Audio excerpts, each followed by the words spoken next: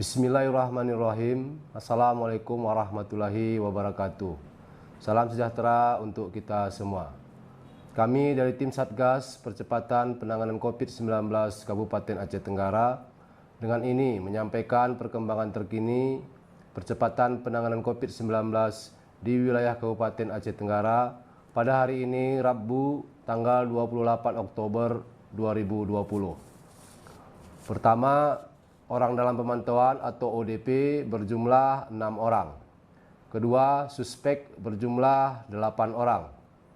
Ketiga, kasus konfirmasi tanpa gejala berjumlah 9 orang. Keempat, kasus konfirmasi dengan gejala berjumlah 8 orang. Kemudian positif meninggal berjumlah 6 orang.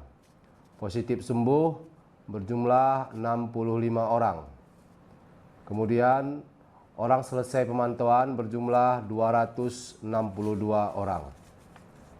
Selanjutnya kami sampaikan jumlah orang yang masuk dari pos pemeriksaan perbatasan Loei Pakam yang berbatasan dengan Kabupaten Karo, Provinsi Sumatera Utara dari tanggal 27 Oktober 2020 pukul 08.00 WIB sampai dengan tanggal 28 Oktober 2020 pukul 08.00 WIB berjumlah 161 orang. Dalam kesempatan yang baik ini, kami dari tim Satgas Percepatan Penanganan COVID-19 Kabupaten Aceh Tenggara menegaskan kembali perihal Peraturan Bupati Nomor 32 Tahun 2020 tentang pelaksanaan disiplin protokol kesehatan dan penegakan hukum bagi pelanggar protokol kesehatan sebagai tindak lanjut dari Inpres Nomor 6 Tahun 2020 tentang disiplin protokol kesehatan dan sanksi keras bagi pelanggar protokol kesehatan. Selanjutnya, kami dari tim Satgas Percepatan Penanganan COVID-19 Kabupaten Aceh Tenggara melakukan pengetatan pemeriksaan terhadap orang masuk dan orang keluar dari Kabupaten Aceh Tenggara. Untuk orang yang keluar dari Kabupaten Aceh Tenggara, wajib memenuhi ketentuan sebagai berikut. Pertama, bagi PNS, TNI Polri, karyawan BUMN atau BUMD, wajib menunjukkan surat tugas atau surat izin bepergian dari atasan.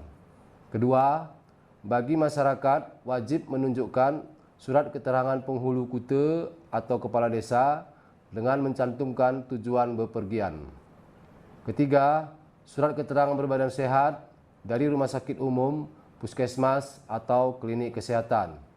Keempat, surat tugas, izin bepergian, surat keterangan penghulu kute atau kepala desa, dan surat keterangan berbadan sehat berlaku selama 14 hari terhitung sejak tanggal surat dikeluarkan.